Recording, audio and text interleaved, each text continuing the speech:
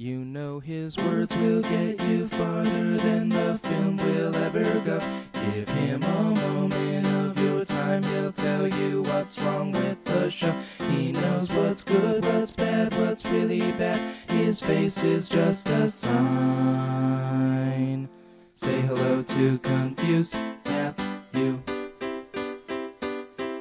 There may be those of you out there who really like this film. There may be those of you out there who don't want anything bad being said about this film. Well, if this is you, then you might just want to stick to only watching the first part of this review, because this is the only part where I will have anything good to say about this film. Armageddon gets off to a great start, hitting that exactly what a summer action film should do mark that I talked about in my Independence Day review. Unfortunately, as the film goes on, things go from good to bad to worse to just plain awful. I think that actually bothers me more than when a movie is just bad. When a movie starts out fine, everything's going great, but then it turns into an unbelievable crap fest. As I've said before, this review will directly compare what Armageddon got wrong to what Independence Day got right. But let me be clear, I'm not just saying that this film is bad when compared to Independence Day. Independence Day is kind of my base for what a good summer action film should be, and I consider it to be a good standard when judging films of this sort. However, Independence Day did not age well. It was thought of as this summer extravaganza upon release, but has since developed a reputation of being a cinematic joke. Armageddon fared much better over the years, and so I hope I can at least make myself clear on why I feel that order should have been reversed. So the film starts out with a hellstorm of meteors hitting New York, because you can't have a disaster movie without New York being trashed. We get a few entertaining effects shots, as well as the good old-fashioned Michael Bay stereotyping. Hey, little man! Little Richard! Me and you, man! We going to the top, baby! Big time! You know, I ain't gonna be riding this bike the rest of my life. You know what I'm saying? I'm getting a motorcycle, baby! We gonna travel in style! Somebody dial 911! Real classy, Mike. After this, NASA goes to work on figuring out what's going on. Turns out an asteroid the size of Texas is heading straight for Earth. When it hits, nothing will survive, not even bacteria. This asteroid was discovered by a guy in the middle of nowhere who just happens to have a super telescope lying around. The person that finds her gets the namer, right? Yes, that's right. That's right. I want to name her Dottie after my wife. She's a vicious, life-sucking bitch from which there is no escape. That's sweet, Carl. Damn, that's funny. Anyway, NASA runs through a few plans before finally deciding to blow the thing up from the inside. But to do this, they need to bring in experts on drilling. Then we cut to an oil rig where Harry Stamper, played by Bruce Willis, is fucking with a few douchebags from Greenpeace. Yeah, get those assholes!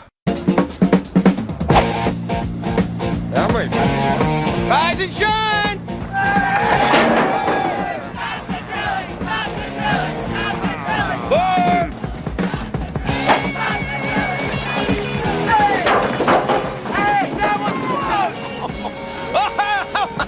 Ha! Yeah, go sabotage something else and then whine about it to CNN when you get pepper sprayed for it, assholes. Wait, here's my favorite part. I gave you $50,000 a year in donations! What do you think they're so mad about, chick? Well, I think they feel that drilling for oil is an evil thing. You know how much diesel that clunker boat pumps out an hour? That's so true!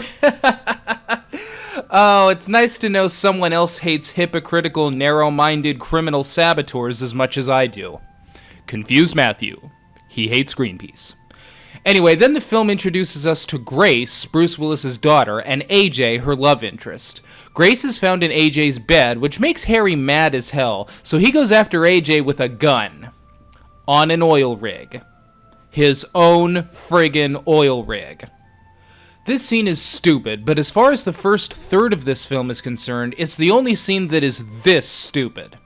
Ultimately, Harry ends up damaging his own oil rig more than he hurts AJ, but does manage to graze his leg. After this, a few wealthy clients come onto the site, but things go wrong due to AJ's doing something he wasn't supposed to do. It ended up working out for the best, but people could have been killed, so Harry up and fires him. After this, the military comes and takes Harry and his daughter to NASA headquarters, and here we learn this movie's ultimate premise. NASA must train a bunch of redneck, roughneck oil drillers to go into outer space. Now there is a premise for a movie. Your triglycerides are way high, and your bad cholesterol is shockingly bad. Oh, you have them pork rinds, Pork rind, Pork rind,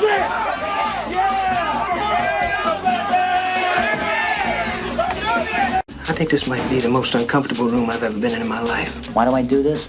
Because the money's good, the scenery changes, and they let me use explosives, okay? Okay, you want to be all psychological with me? That's fine. I'll tell you one thing that really drives me nuts is people that think that Jethro Tull is just a person in the band. Who's Jethro Tull? My favorite dish is haggis. Heart, lungs, liver. You shove that all in the sheep's stomach, then you boil it. That'll put some hair on your ass. I am not crazy. I'm just a little emotional right now, okay? Y'all throwing all this stuff at me, man. But after this is over, could I get a hug from you or something? I mean, I can handle what I'm going to do. I can handle that, but I don't know if I can handle this room. Can they physically survive the trip? That's all I need to know here, okay? Personally, I don't know how they survived the test. Damn, that's funny. This was a great direction to take this film into. As much as I liked what they did in Independence Day, the characters were one-dimensional, and I got sick of watching this from the perspective of just the military. Here we have characters that are much better than those in Independence Day, and having this be virtually regular people taking on this task makes it very original and very fun. But the biggest bright spot here is Steve Buscemi's character. I almost wish they had made him the main character instead of Bruce Willis, who is a bit dull in his role. Steve is absolutely convinced that the world is doomed and that nothing they do will ever be able to stop this thing. So he just says fuck it and has as much fun as he can before everything goes to hell. Yeah, I'm just in town doing a little astronaut training. Ooh, astronauta. See, I'm a mission specialist. Yes, and what's that mean? I don't know. Why don't you spread the wealth, pal? Here, why don't you go buy yourself a neck? Hey, Mr. Clean. Man, call NASA over there. They'll confirm it. We're astronauts. Yeah, we're astronauts. Yeah, we're all You astronauts. are so messing with national security right now, man. You are fired tomorrow morning, I'm telling you. I'll get the CIA, the FBI. You'll be working security at Toys R Us. Damn, that's funny. Watching these people work and have fun in the halls of NASA was a real joy, and so far, the film was getting high marks from me. So what could possibly come along and topple the whole show? The gazelle now faces man's most perilous question. North or south? Way down under. Tune in next week. Baby, do you think it's possible that anyone else in the world is doing this very same thing at this very same moment? I hope so. Otherwise, what the hell are we trying to say? Hang on a second.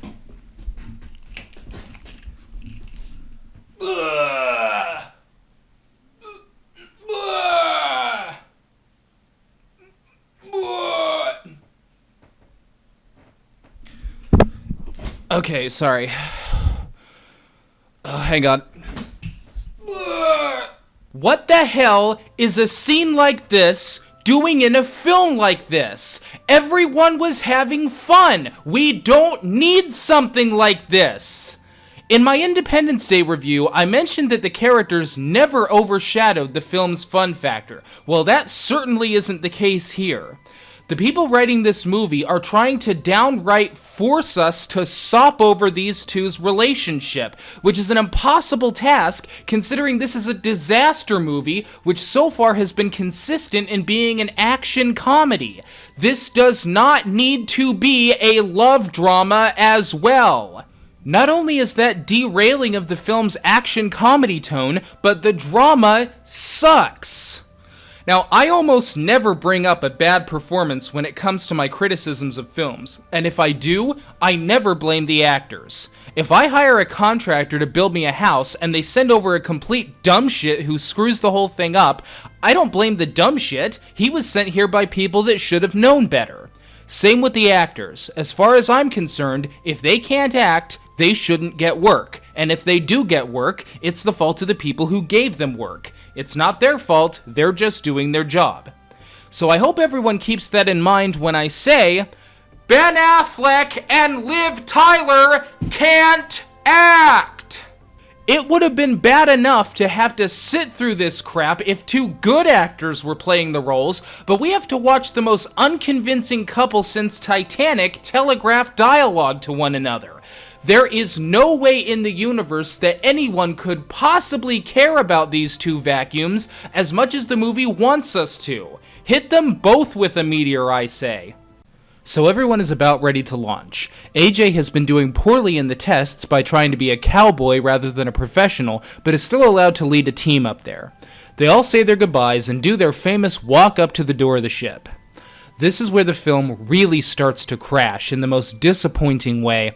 For now, I'll just say this. When the worst part of your outer space adventure is when you actually get into outer space, you know you're in trouble.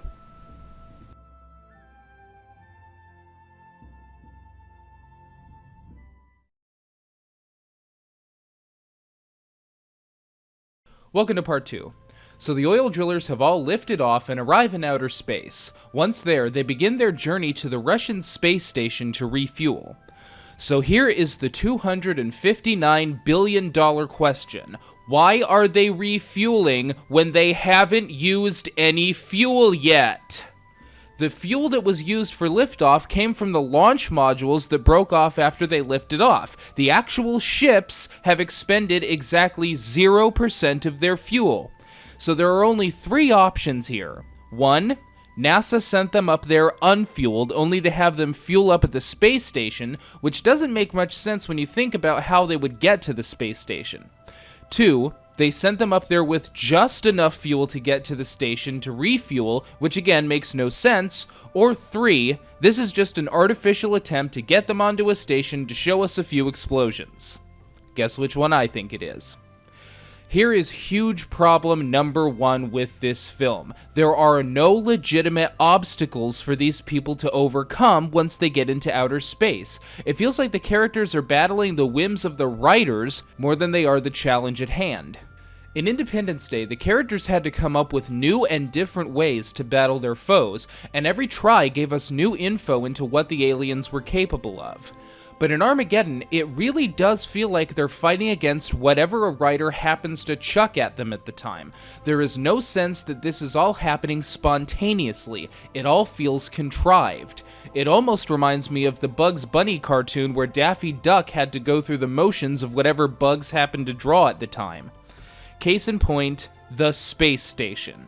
This thing has been sitting out here for years without a problem. Our characters come on, and suddenly, conveniently, the thing chooses now to blow up. And why does it blow up? Well, the cosmonaut on board told them not to touch anything, and immediately takes AJ down to a room and tells him to touch everything. So if you watch 200, you can call for a lap on, and you see here number 1 on. You ask for lap, and you pull this down, all the way down. What's lap? I'm Lev Andropov, Colonel of Russian Space Agency. In Russia, I'm a very big man. And here we go again. This cosmonaut's actions tell us that he is either retarded or a contrivance plugged into the movie in order to show us an explosion. While AJ was down there screaming that he doesn't know what to do, the cosmonaut was doing nothing. So why didn't he go down there and do the job? He knows what he's doing. I suppose it could be argued that later in the film we discover that he thought they were all astronauts, so maybe he never questioned that AJ would be able to do this. 2 problems. First, not all astronauts are going to be familiar with fueling procedures, and this guy is obviously a pro. Second, it apparently isn't enough for the writers to have this blow up by accident, they have to make it blow up by accident. After all his attempts, after all his muddling through, AJ finally pulls the release valve and the handle breaks off. Of course. Of course it does. Ultimately, all of the astronauts and one cosmonaut manage to get off the station before it blows up. So why did we need to watch that at all? It didn't matter. This is the ultimate problem with everything the astronauts encounter when they're up there. None of the obstacles they face are actual threats. They're just speed bumps. The characters have nothing to do but jump over hurdles in order to get to the actual problem, and some of the hurdles, like the space station blowing up, have nothing to do with the actual problem at all. And to top this all off, here is one of the first lines we heard from NASA. At NASA, we don't take chances. We double up on everything. Yeah, I guess that's why the first mundane, routine action you took was a total catastrophe. I understand this is an action movie. I understand we have to give the writers some leeway for creating problems for these people. But when they can't even get gas without something blowing up, it's just plain insulting. So after the deadly gas station, the cast is now ready to get to the actual asteroid. They slingshot around the moon and make their approach from the back. Again, it's hard to understand what NASA's thinking was with this approach. The asteroid is moving towards the Earth, which means approaching it from the front would have been much easier, and they wouldn't have had to deal with all the debris coming off of the back. Well, guess what happens? They have to deal with all the debris coming off the back, and one of the two ships goes down. And at this point, you can really tell the writers are straining to fill the time in all of this, as this is one of the longest and most melodramatic crash scenes I've ever witnessed. And in between the shots of the crash and all the sopping over music playing, we also have to constantly cut back to Liv Tyler's reaction shots. And as her character does little more than sit there with a deer in the headlights look, I can't understand why. Independence is flatlined. Yeah, get a personality and get the hell on with this. The first ship crashes, but the second ship makes it down fine. Then we get another monkey wrench thrown in by the writers. We're in segment 202, lateral grid 9, site 15H32, give or take a few yards. Captain America here blew the landing by 26 miles. How the hell do you know that? Because I'm a genius. The gauges will not read. They're all peaked like we're plugged into some magnetic field. Well, who on this spaceship wants to know why? By all means. The reason we were shooting for grid 8 is because thermographics indicated that grid 9 was compressed iron ferrite. Which means you landed us on a goddamn iron plate. At NASA, we don't take chances. We double up on everything. Yeah, I guess that's why you couldn't even zero in a landing within 20 miles of the target. After this contrivance, the characters begin sobbing over their fallen friends, and thus begins huge problem number 2, the characters getting in the way of this film's fun factor. This all started out as an action comedy. Yes, there is a serious situation going on with the asteroid threatening Earth, but that was really just a launching pad to get the oil drillers into NASA to have fun. All that has changed now that they're in space. Obviously, I don't expect these people to giggle and make merry when they're standing on a giant hunk of space rock, but from here on out, the writers do an about-face on the action comedy line, and this turns into a sopping over melodrama. No one is having fun anymore. No one is even scared or fascinated anymore. The lines that these characters must now deliver seem to all come from Bob's big book of movie cliches. Let's just ask God to take care of our friends. May they rest in peace. You and your men are the biggest mistake in the history of NASA. Barry will do it. I know it. He doesn't know how to fail. You swear on your daughter's life, on my family's, that you can hit that mark. I will make 800 feet. I swear to God I will. Ugh. And it all plays out just like this. In my Independence Day review, I mentioned that we care about the characters just enough, but not so much that it turns into a melodrama. Well, the opposite is true here. The writers are trying to make us care about these people too much, and that's just impossible. With the exception of Harry, AJ, and possibly Rockhound, all of the characters are just glorified extras, so it's nothing but an irritant when we're forced to watch someone react to their deaths like this. Oscar! Oscar!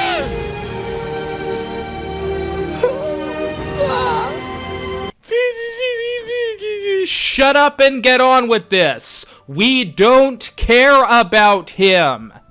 So they get the armadillo out and start trying to drill through the iron ferrite rather than just going 20 miles back and drilling through the correct spot. Everything's going fine, but then the drill head breaks after a mere 10 feet. If there was ever a more fitting analogy for this film, I can't think of one.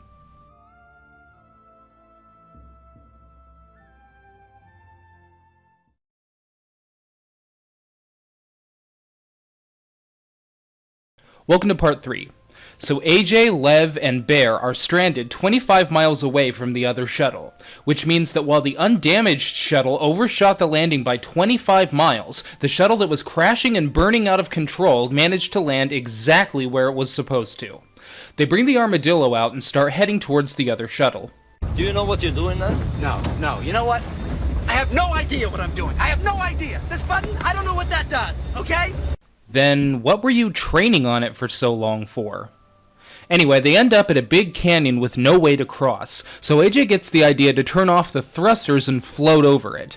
It works for a little while, but then they hit an object and suddenly the thrusters won't turn back on and they start floating into space.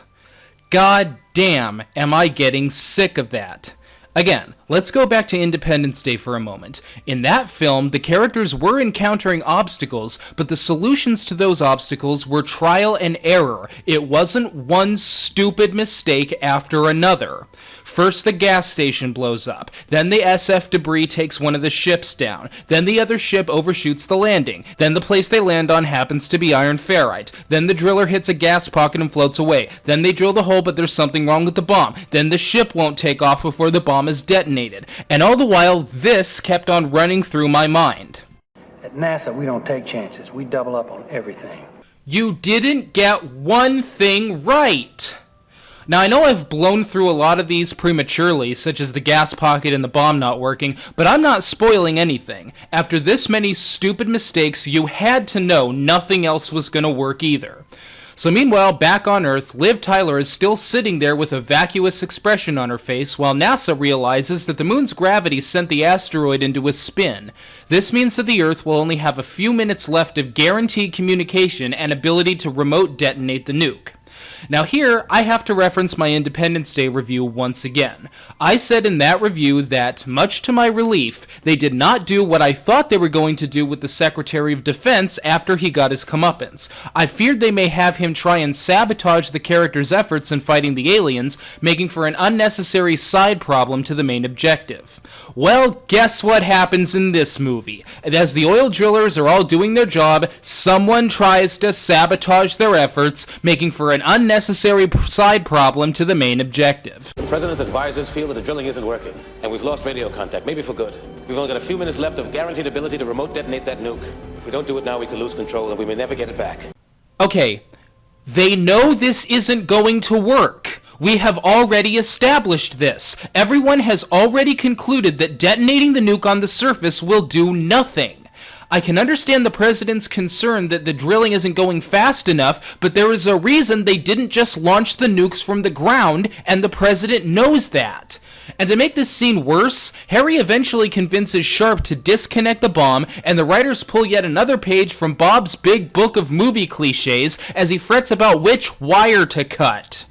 This scene and the situation is right up there with the Borg on the dish scene in Star Trek First Contact. It has no purpose other than to extend the length of the film. It amounts to nothing, and we didn't need to watch it. This is just one more example of how, when they all got into space, the film stopped trying to entertain and engage us, and is now just stalling for time. So now that the hurdle has been jumped over, they can get back to drilling. But, of course, there's another random problem. Although this time it seems to be a problem with Rockhound. Hi. How come we didn't get any training on this thing? Whoa, very cool. I can take out this asteroid single-handedly. Okay, boys, give it a rest. I'll take it from here. What the hell is that? Whoa! This is so much fun, it's freaky. Lockdown! Woo! Whoa, watch your head. Sorry, Harry. Out of my way, boys! Lockdown! Get your maker, asteroid! What's the matter with you, Lockdown? This is insane. You lost your mind? He's got space dementia. Space Dementia, brought to you by Space Pope. Rockhound is then tied and gagged because that's what you want your most entertaining character at this point to be in the film. As I said earlier, the armadillo gets blown out into space, which doesn't make much sense to me unless the explosion happened to damage the thrusters that create its magic gravity. And then, despair. All hope is lost until the Three Stooges drive up with the other armadillo. I got just 5 words for you. Damn glad to see you, boy! That's 6 words. Yeah, it is, Ben. It's amazing you figured that out.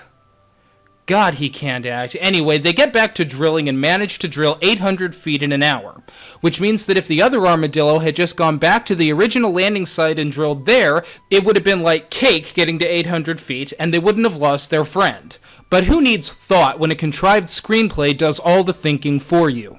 So now they're ready to drop the nuke, but then the asteroid starts acting up. For some unknown reason, the environment starts sparking and causing explosions. In space. Harry remarks that the asteroid seems mad, and Chick replies that that's because it knows they're here to kill it. And after everything that happened in this film thus far, I actually questioned whether he was even joking about that. So, what do you know? Now something's wrong with the trigger on the bomb, which means one person has to stay behind and blow it up manually. Next, they're going to have 2 characters struck by lightning and one abducted by aliens just to extend this mess.